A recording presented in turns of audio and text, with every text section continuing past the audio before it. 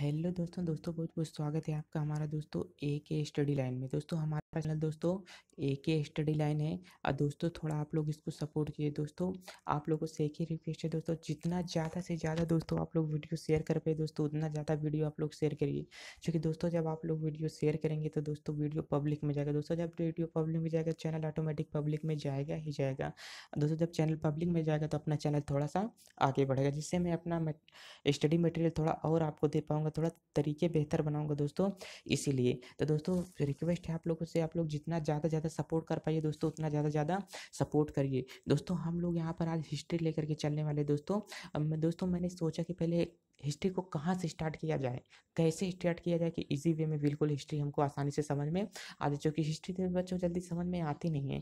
तो दोस्तों हमने ये बहुत सोचा, तो सोचने के बाद मेरे को निचोड़ में लगा कि नहीं यार, पहले हम लोग क्या करते हैं, एनसीईआरटी पहले हम लोग पढ़ करके पूरी खत्म कर लेते हैं। तो दोस्तों हमने कहा सोचा कि अभी हम लोग एनसीईआरटी लेकर के दोस्तों चलते हैं, और हम लोग कहाँ से पढ़ेंगे, 6 से लेकर 12 तक की पूरी एनसीईआरटी पढ़ेंगे। एक दिन में 3-4 वीडियो दोस्तों मुझसे जितना बन सकेगा मैं सभी वीडियो अपलोड करूंगा आप लोगों को, सभी सब्जेक्ट की वीडियो मैं आप लोगों को अपलोड करूंगा। बस आप लोगों को केवल एक काम करना है दोस्तों, मन लगा के पढ़ना है, और जो तो वीडियो ज़्यादा से ज़्यादा शेयर करना है।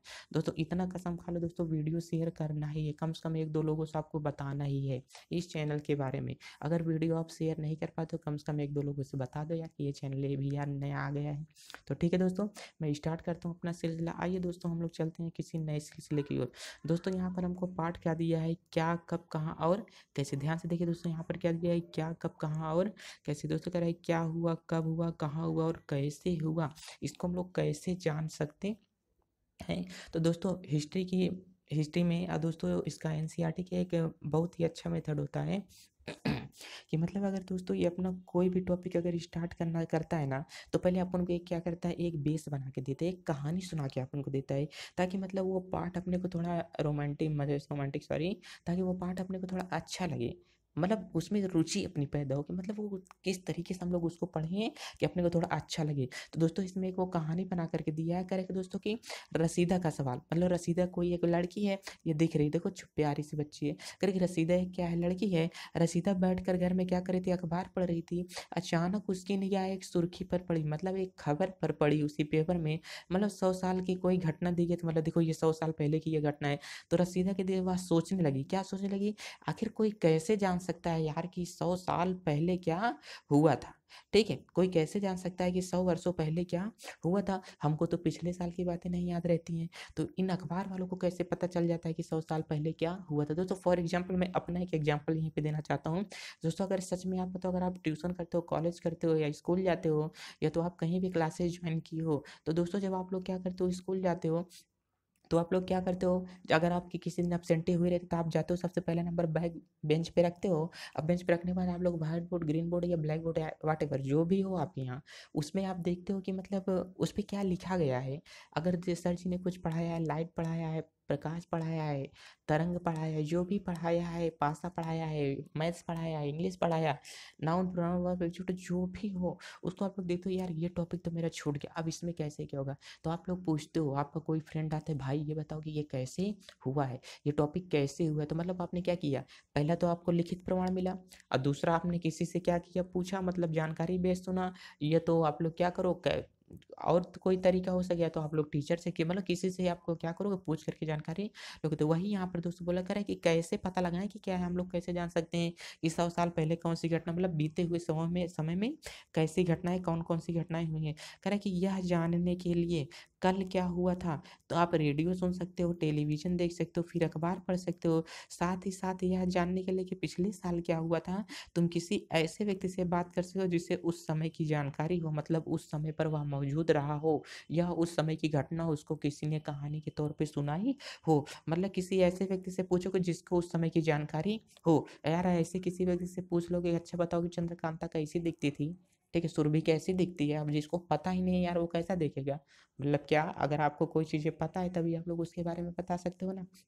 तो सेम दैट वैसे ऐसे अब देखते हैं अगले दोस्तों यहाँ पर क्या करा है कि अतीत के बारे में हम क्या जान सकते हैं दोस्तों। अतीत के बारे में हम बहुत कुछ जान सकते हैं। अतीत के बारे में जैसे लोग क्या खाते थे, लोग क्या पहनते थे, लोग कैसा डांस करते थे, कैसा गाना सुनते थे, कैसी पिक्चर देखते थे और खाना खाते थे तो कैसा खाना खाते थे, लोगों का थोबड़ा सॉरी लोगों का चेहरा कैसा, मजाक कर रहे हैं, लोगों का चेहरा कैसा दिखता था, लोगों के दांत कैसे होते थे, मतलब गोरे होते थे, काले होते थे, मतलब सब कुछ हम लोग जान सकते हैं। अगर कहीं ना कहीं लिख करके ये सब चीज़ें रखी गई हैं तो या कोई व्यक्ति अगर हमको बताने वाला है तो अगर कोई बताने वाला है तो हम वो सब कुछ जान सकते हैं जो आज तक हमने जाना ही नहीं है।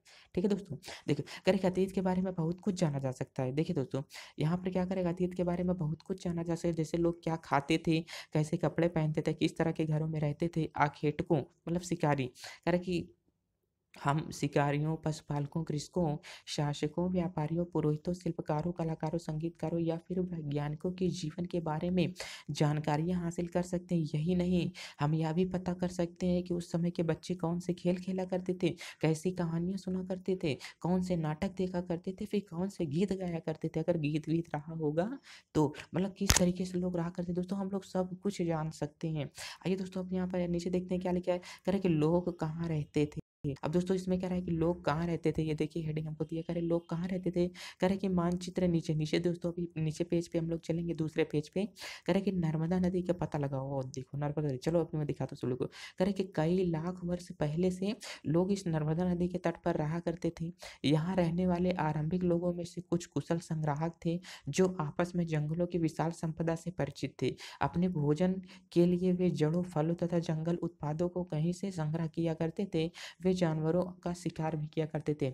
मतलब कई साल पहले लोग क्या कहा नर्मदा नदी के पतलों का मतलब वहाँ पर कुछ लोग रहते थे, उनको मतलब उनको उस आस-पास के इलाके का, अगर हमने कहा दोस्तों ये आपका क्या है दोस्तों घर है, अगर ये आपका इतना बड़ा घर है तो इसके आस-पास जो इलाका दोस्तों क्या है होता है रहता है, इसके आस-पास में जो कुछ भी पेड़ या जंगल वगैरह है, अगर आपको कुछ कहा जाए अच्छा जाओ यार तुम आम तोड़ कर के लाओ या कुछ भी तोड़ के लाओ, इमली तोड़ के लाओ, तो तुमको पता होगा आम का पेड़ अगर इधर लगा है, इमली का पेड़ इधर है, अगर मम्मी बोली बेटा जाओ इमली तोड़ कर के लाओ, तुम किधर जाओगे? इधर आओगे ना, मतलब क्या तुमको उस गाँव के विषय में जानकारी है, तुम अच्छे खासे संग्राहक वहाँ के हो, मतलब तुम लोग वहाँ से अच्छी खासी वस्तुएं संग्रह कर सकते। संग्राहक का मतलब जो वस्तुओं को इकट्ठा करके लाता हो उसी को ही संग्राहक कह सकते हैं। देखिए अब आगे दोस्तों यहाँ पर हमको क्या मिलेगा, ठीक है, अब नीचे हम लोग दोस्तों थोड़ा चल के चलते हैं। कह रहा है कि दोस्तों मानचित्र ये दिखाएगा ना, इसमें अभी सब कहानी हमारी स्टार्ट होती है। अब यहाँ पर दोस्तों कह रहा है कि अब तुम उत्तर पश्चिम की सुलेमान तथा किरधर पहाड़ियों का पता लगाओ। कह रहे थे दोस्तों सुलेमान तथा किरधर दोस्तों ये पश्चिम, ये पाकिस्तान साइड में हमारा सुलेमान तथा किरधर की पहाड़ियाँ पड़ती हैं, दिखाता हूँ अभी। कह रहा है कि इसी क्षेत्र में कुछ ऐसे स्थान जहाँ पर 8,000 वर्ष पूर्व, बाप रे बाप कितना, 8,000 वर्ष पूर्व स्त्री पुरुषों ने सबसे पहले गेहूं जैसी फसलों को उपजाना शुरू किया था। अरे की क्या, 8,000 वर्ष पूर्व स्त्री पुरुष ने, मतलब अच्छा जी, अभी के लोग उग जाते हैं गेहूं तथा गेहूं गेहूं उत्पन्न करने में, धान वान लगाने में, लेकिन देखो आठ ये प्रथा कब से, 8,000 वर्ष पूर्व से गेहूं तथा फसलों का उपजाना आरंभ किया था। उन्होंने भेड़ बकरी, एक मिनट, कह रहा है कि दोस्तों यहाँ पर क्या है, उन्होंने भेड़ बकरी गाय पशुओं को पालना भी शुरू कर दिया था। लोग गांव में रहते थे। उत्तर पूर्व में गारो तथा मध्य में विंध्य की पहाड़ियों का पता लगाओ। कहाँ पर करे, उत्तर पूर्व में, ध्यान से देखना मैं भी दिखाता हूँ। करे कि ऐसे कौन ऐसा स्थान है जहाँ पर विकास हुआ था, जहाँ सबसे पहले चावल उपजाया गया था। सबसे पहले दोस्तों चावल कहाँ उगाया गया था, तो क्या बोलेंगे दोस्तों गारो में, और उसके बाद क्या बोलेंगे विंध्य की पहाड़ियों में चावल उपजाया गया था। देखिए दोस्तों हम लोग थोड़ा मैपिंग यहाँ पर देख लेते हैं। देखिए दोस्तों सब लोग जानते हो कि मैपिंग कैसे देखी जाती है, तो डायरेक्शन के हिसाब से मैपिंग देखी जाती है। अब इसमें हम लोग इसको मैपिंग देख करके कुछ अच्छे तरीके से चलते। देखिए दोस्तों ये अपना क्या है, प्यारा सा इंडिया है, थोड़ा छोटा करता हूँ दोस्तों, इसको मैं दिखाता हूँ। देखिए अब दोस्तों सब लोग जानते हो ये इस तरीके से हमारी एक लाइन जाएगी, इस तरीके से लाइन जाएगी दोस्तों। ये वाली लाइन हमारी क्या होती है दोस्तों, ये पूरब होती है दोस्तों। ये वाली लाइन क्या होती है, पश्चिम होती है। ये वाली दोस्तों क्या होती है, उत्तर होती है। ये वाली लाइन क्या होती है दोस्तों, दक्षिण होती है। अगर हमको कहा है सबसे पहले क्या, उत्तर पश्चिम में दोस्तों, उत्तर पश्चिम में है, ये हमारा इधर वाला डायरेक्शन होती है।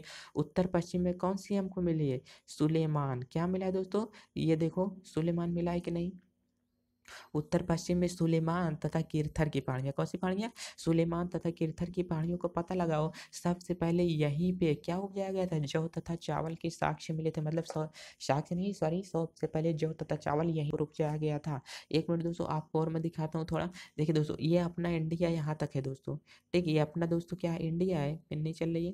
देखिए दोस्तों, ये अपना दोस्तों क्या है? ये अपना इंडिया होता है। और ये वाला जो भाग दिख रहा है अपना क्या है दोस्तों? ये पाकिस्तान साइड का भाग है। ठीक है, इतना जो अपन को भाग दिख रहा है ये पाकिस्तान का साइड का है। इसका मतलब पाकिस्तान साइड में हमारे क्या होते हैं? पड़ते हैं।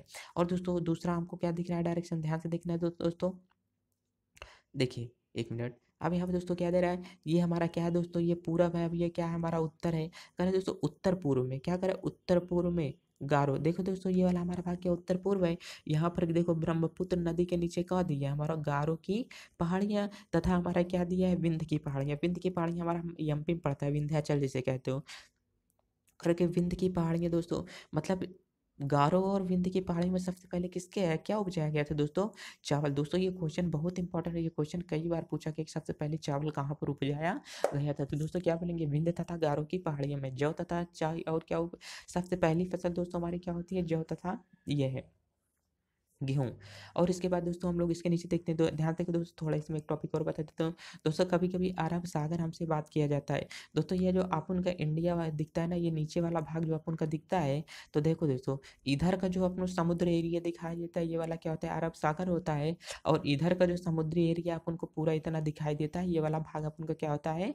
बंगाल की खाड़ी होता है। ठीक है। और दोस्तों ये अपना क्या? अंडमान निकोबार द्वीप समूह। देखो तो ये छोटे छोटे अपनों को लेना, ये अपना क्या? अंडमान निकोबार द्वीप समूह। और ये जो इधर इधर के छोटे छोटे मतलब अरब सागर में जितने छोटे छोटे बिंदु दिखाई देते हैं वो लक्षद्वीप कहलाते हैं। और जो हमारा है क्या? बंगाल की खाड़ी में छोटे छोटे दिखते हैं, इसे हम लोग क्या कहते हैं? अंडमान निकोबार द्वीप समूह बोला जाता है। ठीक है दोस्तों, अब इसको हम लोग आगे देख करके चलते हैं।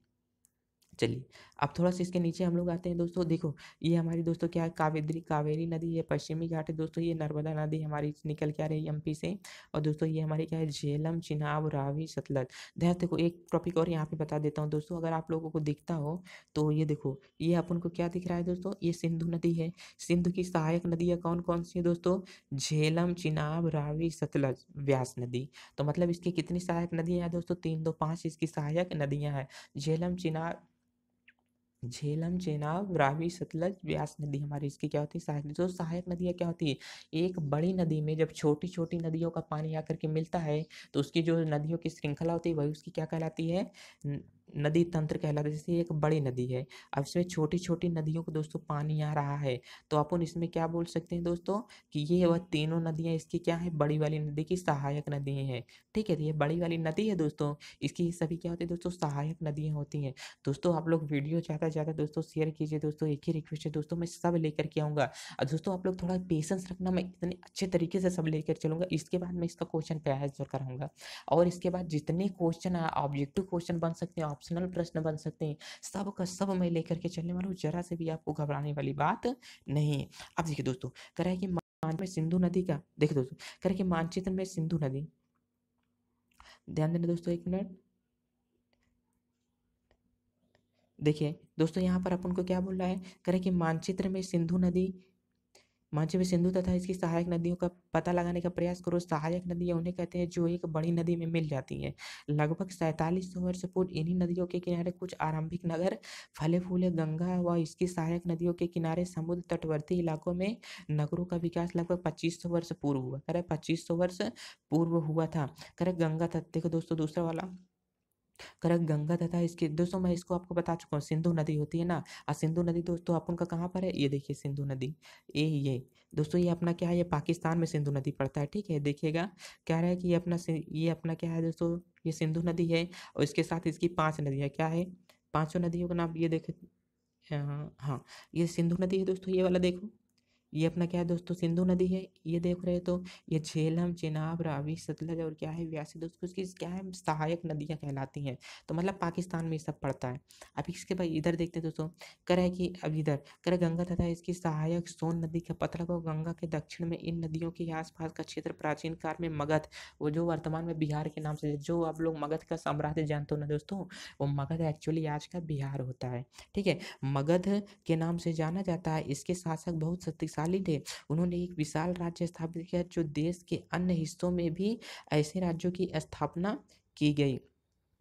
अब देखिए दोस्तों, अब यहाँ पर क्या गंगा नदी का पता लगा, उसमें कौन सी नदी ढूंढना है, सोन नदी हम लोगों को ढूंढ के चलना है। अब देखिए दोस्तों, यहीं पे लगा लेते हैं। अब दोस्तों हमारी गंगा नदी कहाँ पर है दोस्तों, ये वाली जो नदी आई हुई है अपनी, क्या है दोस्तों, ये गंगा नदी आई हुई है। और सोन नदी है, देखिए इसकी सहायक नदी है। तो ये जो वाली नदी है क्या है, गंगा नदी है हमारी आई हुई है। तो नीचे आइए जाते हैं दोस्तों। देखिए अब यहाँ पर दोस्तों क्या मिल रहा है, हाँ एक मिनट, हाँ, कह रहा है कि लोगों ने सदैव उपमहाद्वीप के एक हिस्से से दूसरे हिस्से तक की यात्रा की है। ये देखिए कह रहा है कि लोगों ने सदैव एक हिस्से से कभी यात्रा की है, जैसे ऊंचे पर्वत, पहाड़ियों, रेगिस्तान, नदियों तथा समुद्र के कारण यात्रा जोखिम भरी होती थी। फिर भी ये यात्रा असंभव नहीं है। उनकी यात्रा कभी रुकती नहीं थी, मतलब इतने खतरे वाले रास्ते से लोग आते जाते थे, लेकिन फिर भी वो घबराते नहीं थे, मतलब वो अपनी रास्ता को कभी रोकते नहीं थे, मतलब अपनी काम को कभी रोका नहीं करते थे, रोका नहीं करता था। कभी कभी लोग काम की तलाश में तो कभी कभी प्राकृतिक आपदाओं के कारण एक स्थान से दूसरे स्थान पर जाया करते थे। कभी कभी सेनाएं एक स्थान से दूसरे स्थान पर विजय हासिल करने, मतलब एक स्थान से दूसरे स्थान पर लड़ाई करने के लिए सेनाएं जाया करती थी। कभी कभी जहाज़ों में अपने मूल्यवान वस्तु लेकर एक स्थान से दूसरे स्थान तक, मतलब क्या, समुद्रों के द्वारा जहाज से एक स्थान से दूसरे स्थान पर जाया जाता था। मतलब ये लोग, कभी कभी लोग एक गाँव से दूसरे गाँव में जाया करते थे। कुछ लोग रोचक स्थानों को खोजने की चाह में उत्सुकता से एक स्थान से दूसरे स्थान पर जाया करते थे। इन सभी यात्राओं से लोगों को एक दूसरे के विचारों को जानने का अवसर मिला। जब तक हम घूमेंगे नहीं तब तक कुछ करेंगे। अब ऐसा नहीं कि पढ़ना लिखना छोड़ दो, बस घूमना ही स्टार्ट कर दो कि हाँ, क्या स्विट्जरलैंड में सर ने बोला है कि यहाँ पर सभी लोग घूमना स्टार्ट कर दो। दोस्तों कह रहे हैं कि एक बार फिर से मानचित्र देखना। अच्छा ठीक है, दिखा दो भाई, तुम्हारा मन है तो देख लेते हैं। फिर से देखो, अब पहाड़ियों, पर्वतों, समुद्र तथा उपमहाद्वीप प्राकृतिक सीमा का निर्माण करते हैं। हालांकि लोगों के इन सीमाओं को पार करना आसान नहीं था। जिन्होंने ऐसा चाहा है वे ऐसा कर चुके हैं, पर्वतों की ऊंचाइयों को छू सके हैं, गहरे समुद्रों को पार कर चुके हैं। बाहर से ये सब कुछ लोग वहां पर वहीं बस गए हैं जहां पर वो आवागमन ने हमारी सांस्कृतिक परंपराओं को समृद्ध किया है। दोस्तों ठीक है, इसको पढ़ने का कोई मतलब नहीं है। फिलहाल मैंने कहा है मैं कोई भी कॉमा फुल स्टॉप नहीं छोड़ूंगा, मैं सभी लेकर के चलूंगा दोस्तों। नीचे देखते हैं। और दोस्तों यहाँ पर कह रहे हैं कि नीचे वाला कह रहे हैं कि कई सौ वर्षों लोग पत्थर को तराशने, संगीत रचने और जहाँ तक कि भोजन बनाने के लिए तरीकों को बारों में दूसरे विचारों को अपनाते हैं। ठीक है, इसको हम लोग आगे देखते हैं। करे कि देश का नाम, अपने देश का नाम क्या कैसे पढ़ा, करे कि अपने देश के लिए हम प्रायः इंडिया तथा भारत जैसे शब्द का प्रयोग करते हैं।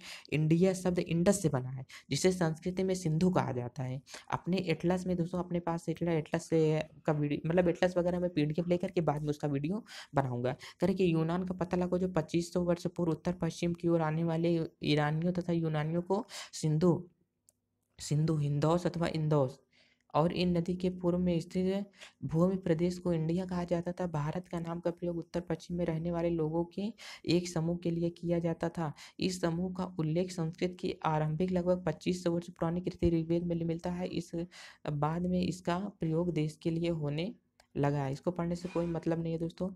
दोस्तों इसके अब मैं यहीं पे दोस्तों ब्रेक करता हूँ। दोस्तों आप लोगों को कमेंट करके बताना है, तब मैं इसके नीचे का वीडियो लेकर के आऊँगा कि आपको वीडियो कैसी लगी, आगे की वीडियो चाहिए भी कि नहीं चाहिए। थैंक यू दोस्तों, बहुत बहुत धन्यवाद दोस्तों आपका वीडियो देखने के लिए। थैंक यू दोस्तों।